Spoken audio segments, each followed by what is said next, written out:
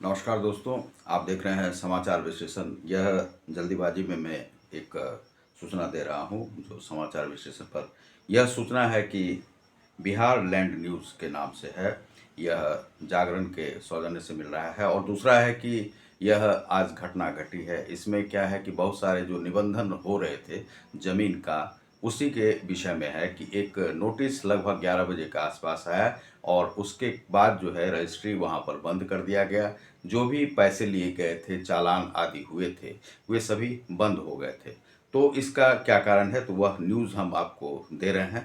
यह न्यूज़ है कि जिनके नाम पर जमाबंदी अब केवल वही बेच सकेंगे ज़मीन जिनके नाम पर है। सरकार ने लागू किया नया नियम।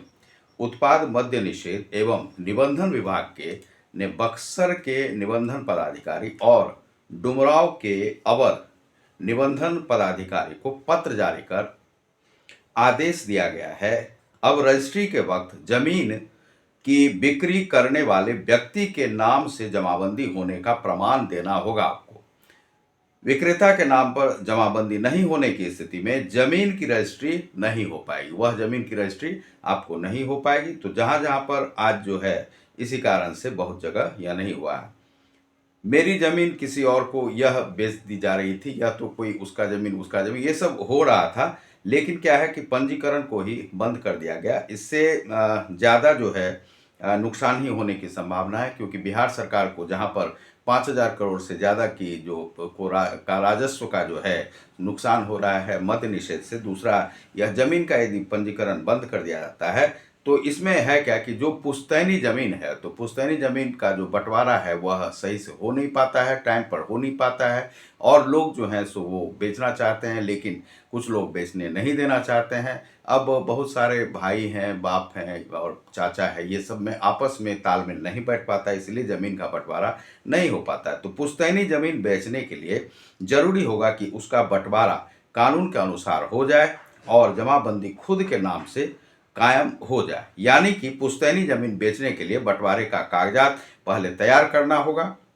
इसके लिए बिहार सरकार ने सभी निबंधन और अवर निबंधन कार्यालयों को चिट्ठी भेज दी है। ये पहुंच भी गया है। इसका असर भी शुरू हो गया है। गुरुवार को बक्सर और डुमरांव निबंधन कार्यालय में गिने चुने डीड की ही रजिस्ट्री हो सकी। यह सहरसा में भी ऐसा ही हुआ है। और यहाँ पर जो है रजिस्ट्री हुई नहीं। जितने भी मोहरिल थे वे सब पैसा लेके सबका जो है चालान आदि कटा है, लेकिन उसका जो है रजिस्ट्री नहीं हो पाया, पंजीकरण जो है सो बंद कर दिया गया। भूमाफिया के धंधे पर गहरी चोट पड़ेगी। इससे ऐसा माना जा रहा है कि भूमाफिया के धंधे पर चोट पड़ेगी। लेकिन उत्पाद मद्य निषेध एवं निबंधन विभाग द्वारा बुधवार को हाईकोर्ट पटना से पारित आदेश को लागू कराने के लिए बक्सर के निबंधन पदाधिकारी और डुमरांव के अवर निबंधन पदाधिकारी को पत्र जारी कर आदेश दिया गया है। अब रजिस्ट्री के वक्त जमीन की बिक्री करने वाले व्यक्ति के नाम से जमाबंदी होने का प्रमाण देना होगा। विक्रेता के नाम पर जमाबंदी नहीं होने की स्थिति में जमीन की रजिस्ट्री नहीं हो पाएगी। यह जो है सो हाईकोर्ट का ऑर्डर है। यह नियम 10 अक्टूबर 2019 को ही बिहार सरकार ने जमाबंदी नियमावली के लिए लागू किया था, लेकिन यह चल नहीं पाया था। यह मामला हाईकोर्ट में चला गया और वहां से तत्काल प्रभाव से इस पर रोक लगा दी गई थी। गत सप्ताह हाईकोर्ट द्वारा बिहार सरकार द्वारा 2019 में लागू जमाबंदी नियमावली को वैध ठहराते हुए आदेश जारी किया गया था।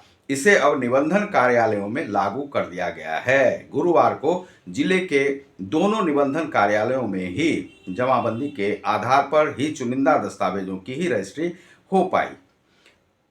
इससे क्या है कि लोग मानते हैं कि भूमि विवाद कम हो जाएगा, लेकिन ऐसा है कि जो भूखंड है, तो भूखंड का यदि बिकना और वो खरीदारी यदि बंद हो जाए तो राजस्व की प्राप्ति जो है सरकार की घट जाए। क्योंकि वह जो दूसरा क्या है कि इससे और भी हिंसा बढ़ सकती है। और हिंसा कैसे बढ़ सकती है कि जैसे मान लीजिए कि आपकी ज़मीन है, बंटवारा हो नहीं रहा है, लेकिन लोगों को एक बार एक जज को भी इसमें परेशानी हुई थी। जज को अपनी बेटी का ब्याह करना था। ब्याह में उन्हें दिक्कत आ रही थी, तो वे चाह रहे थे कि ज़मीन बिक जाए। और जब वह नहीं बिका और इसी प्रकार से उनको भी एक आदेश देना पड़ा था, एक जो आए हुए थे तो उन्होंने दिया कि आप बेच सकते हैं, आपके भाई यदि बंटवारा नहीं कर रहे हैं।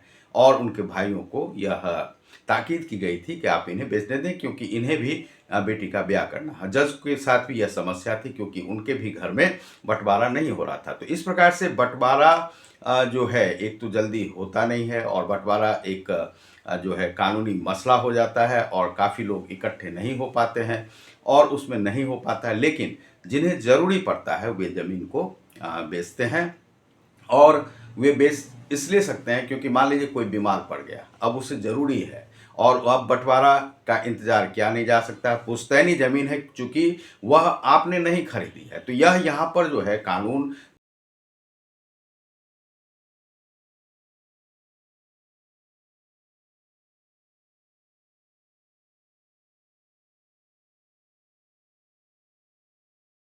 से जमाबंदी होगी, तभी ये आप कर सकते हैं। तो ये आधा-अधूरा कानून बनाया गया है। इस कानून का कोई लाभ ना तो बिहार सरकार को होने जा रहा है, ना केंद्र सरकार को, किसी को भी होने नहीं जा रहा है।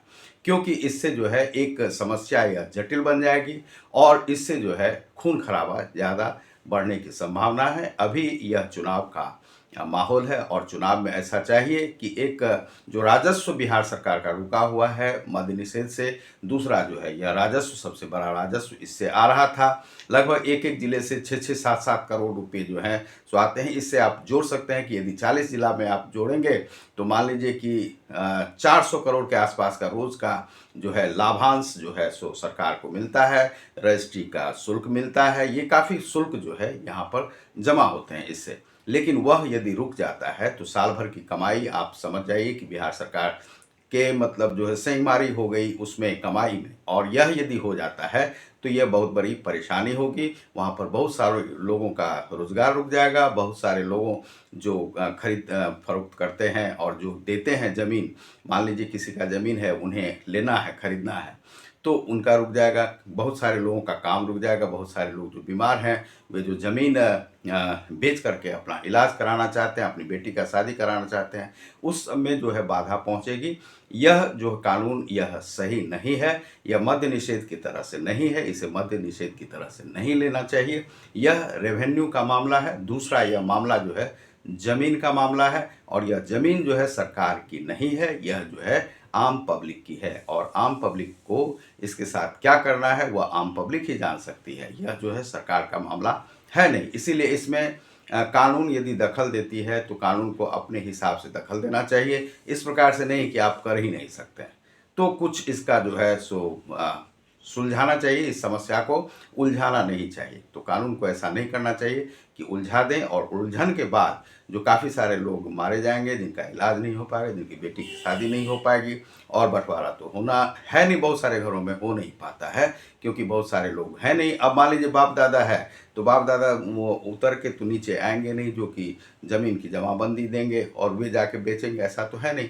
और बँटवारा यहाँ होना है नहीं। मान लीजिए बहुत सारे लोगों में, परिवार में जो है 50-50 लोग हैं, बेटी के लिए भी जो है अधिकार है, बहन के लिए भी अधिकार है। वे अधिकार यहाँ पर किस किस को देना है, यह सब जो है बँटवारा में एक जटिलता है, जटिलता को पैदा करता है। उस जटिलता को बिना समाप्त किए हुए यह बँटवारा कानून जो है सो हो नहीं पाता है, लागू हो नहीं पाता है। लोग बँटवारा कर नहीं पाते हैं, और बँटवारा में भी कई बार खून खराबा होता है। यह जो है सो समस्या है। लेकिन अब यह है कि आपके पास यदि जमाबंदी नहीं है, तो आप जो है ज़मीन खरीद फरोख्त नहीं कर सकते हैं, रजिस्ट्री नहीं कर सकते हैं। यह जो है नया कानून आया है, पटना हाई कोर्ट ने दिया है ऑर्डर, और आपको इसे मानना होगा। लेकिन देखिए कितना यह चल पाता है। तो बहुत बहुत धन्यवाद। आप देख रहे हैं समाचार विश्लेषण। मैं हूं रतिकांत सुमन। नमस्कार।